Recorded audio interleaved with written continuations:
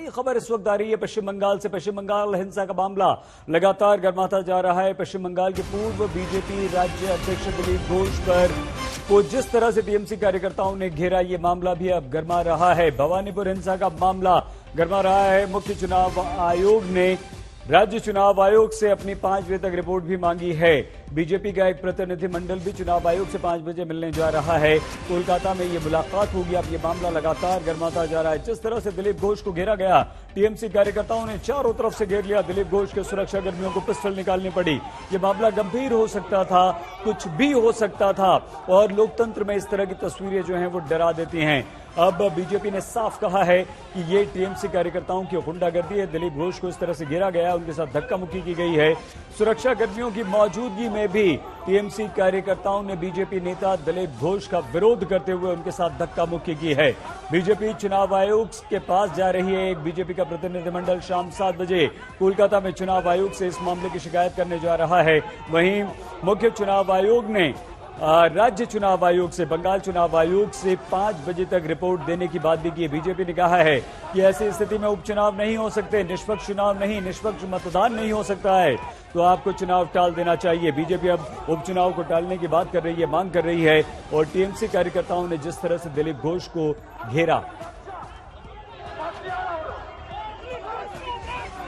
आज सबने देखा कैमरा के सामने जो घटना हुआ है, बड़े चिंताजनक, देश की डेमोक्रेसी के लिए बहुत बड़ा खतरा है ये। बंगाल जैसे एक बहुत बड़ा प्रदेश है देश का, और वहाँ एक बाई इलेक्शन, एक ही बाई इलेक्शन देश में 32 में से एक ही हो रही, क्योंकि यहाँ की जो मुख्यमंत्री हैं वो बिना एमएलए हुए हो मुख्यमंत्री बनी हुई हैं। उनको चुन के एमएलए बनना चाहिए, तभी मुख्यमंत्री रह पाएंगे। चुनाव कमीशन इसी आधार पर यहाँ चुनाव करा रही है, और उस चुनाव को सुरक्षित और निष्पक्ष करने के लिए जिस प्रकार व्यवस्था होना चाहिए शासन की, वो नहीं है। चुनाव घोषणा होते ही जब से हम चुनाव प्रचार में गए, हमारे कार्यकर्ताओं पर अटैक हो रही है।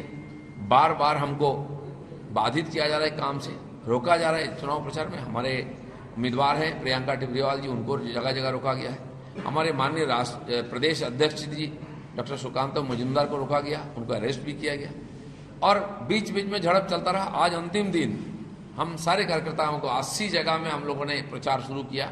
डोर टू डोर कैंपेनिंग और बूथ स्लिप डिस्ट्रीब्यूशन करना था। साथ में 2-4 लोग ही थे, ज्यादा लोग नहीं थे। और हम ज्यादा लोग ले जाएंगे तो पुलिस हमारे ऊपर केस करेगा, और गुंडे 20-25 आके हमको अटैक करते हैं तो उन पर एफआईआर भी नहीं होता है। वही हुआ, एक बस्ती में हम डोर टू डोर प्रचार कर रहे थे, जब पूरा हुआ तो हमारे ऊपर अटैक हुआ।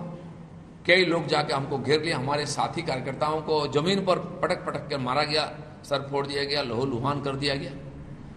दूसरे महिला कार्यकर्ता साथ भी धक्का मुक्की किया। मेरे सुरक्षा बलों का ऊपर भी अटैक हुआ, और जब मेरे ऊपर अटैक होने का परिस्थिति बनी, मेरे धक्का मुक्की किया गया, मजबूरी उन्होंने बंदूक निकाला। इस प्रकार लॉ एंड ऑर्डर का फेल्योर अगर चुनाव को पहले होता है, गुंडों के हाथ में पूरी स्थिति जाती है। शासन प्रशासन कहीं दूर दूर तक नहीं है। जिस प्रशासन के मुखिया यहाँ मुख्यमंत्री खुद उम्मीदवार है, वहां अगर कानून व्यवस्था की इतनी और कमजोर है और लापरवाही है, तो कैसे चुनाव पूरा हो पाएगा। पहले से ही हमको रोका गया, हम प्रचार ही नहीं कर पाए चुनाव में, तो फिर चुनाव कैसे होगा। लोग अगर हम आइए सीधे लिए चलते हैं। हिमांशु मिश्रा हमारे साथ फोन लाइन पर मौजूद हैं। हिमांशु, क्या कोई कार्रवाई होगी, क्योंकि जिस तरह की तस्वीरें दिलीप घोष के साथ धक्का मुक्की की आई हैं, पिस्टल सुरक्षा कर्मियों को निकालनी पड़ी, है काफी गंभीर मामला है। कैसे बीजेपी ने बहुत सख्ती के साथ इस मामले को उठाया है हिमांशु? देखिए, सही 2 चीजें हैं। एक, बीजेपी की तरफ से जो है अपना रिप्रेजेंटेशन जो है 5 बजे जो है कोलकाता के अंदर पश्चिम बंगाल के जो इलेक्शन कमीशन है वहां पे दिया जा रहा है, जो आज की घटना है। दूसरा, जो हमारे सूत्र बता रहे हैं कि इलेक्शन कमीशन ऑफ इंडिया ने रिपोर्ट मांगी है पश्चिम बंगाल के इलेक्शन कमीशन से कि वो बताएं कि क्या पूरी घटना है और क्यों इस तरीके की हिंसा हुई है, वहां पे क्यों झड़प हुई है। क्योंकि दिलीप घोष जो है वो स्टार कैंपेनर भी हैं और वो अपना प्रचार कर रहे थे, तो प्रचार के दौरान इस तरीके की घटना।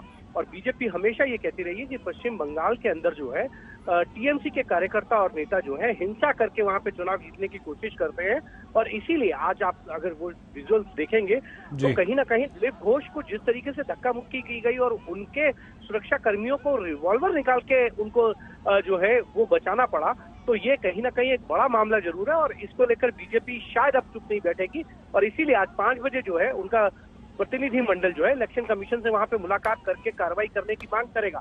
और क्योंकि आज कैंपेन का लास्ट डे है, तो बीजेपी भी चाहती है इस पूरे मुद्दे को जो है किसी तरीके से जो है वो आम जनता के बीच में ले जाया जाए कि टीएमसी जो है सिर्फ हिंसा के जरिए ही राजनीति करना चाहती है और चुनाव जीतना चाहती है।